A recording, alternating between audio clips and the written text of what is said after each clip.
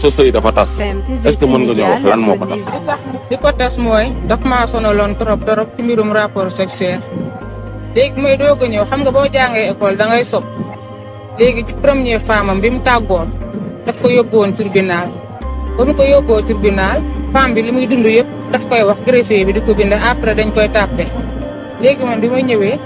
ma daal bu liggéey ma gis seet armoire bi fekk ci dossier yooyu ma liir ko léegi bi ma ko liiree ma gis femme bi wax ci ne li ko gën a sonal daf doon seq moom rapport sexuel mujj gi rein bi dañoo bouché te loolu li ko firndeel mooy que ne femme boobu mujj gi benn doom bi mu am ak moom ca la jaaree amaatul ak moom doom après ñu daal di divorce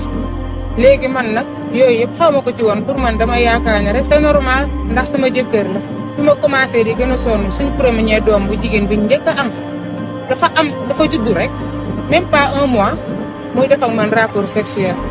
ma ne ko wérégu ma bàyyil ba ma tane muy bañ di ma forcer après ñuy seet di seet buñ seetee bu mu jigéen nag su may dox sax sama biir bi di métti may génne tuuti sang di génne sang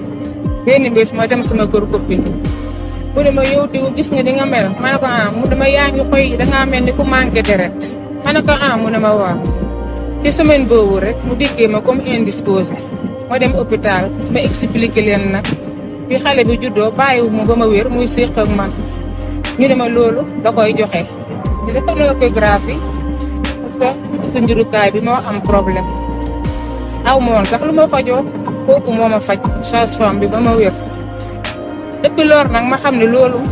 rapport sexuel bi moo ko indi léegi man tamit may xaw a bañ. ñaata yoon ngay sëy moom par jour ak moom côté bi par 2 rek la doon def. waaw 2. ku ne 2. waaw par jour. lu tëbal su ma ko ne lii nag mënuma kon nga génn ci biti pour seet bi sonal ma daal di nangu ma dem daal ba mu indil ma problème man te ma commencé di bañ su ma bañee mënuma génnal ci biti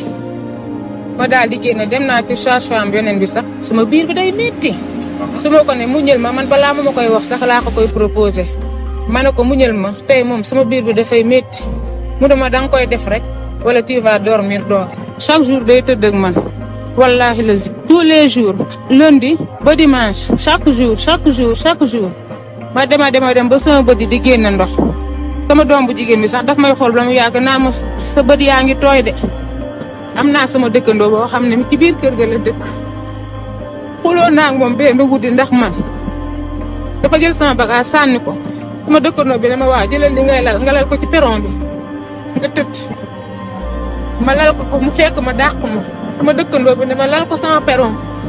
fam fekk la fi maa ko gën a dof mu tëjee jël sama table télé bi man maa ko jëndoon mu sànni ko ci biti sama ventilo mu damm ko ba muy lang yooyu yëpp man maa ko jënd jël sama yére sànni ko ci ëtt bi jël sama ànd cuuraay sànni ko léegi sama dëkkandoo boobu tamit dafa direct di xuloog moom di ko xas naan ko jigéen moom ku koy toroxal rek yàgg yàlla dina la toroxal léegi man comme su ma demee xale yi duñ am lu ñu lekk man duma mën a fay sama néeg léegi su ma demee 1 mois rek ma sonn ma ñëwaat mais su ma ñëwee rek loolu rek laay dundaat ak moom ma sonn trop sax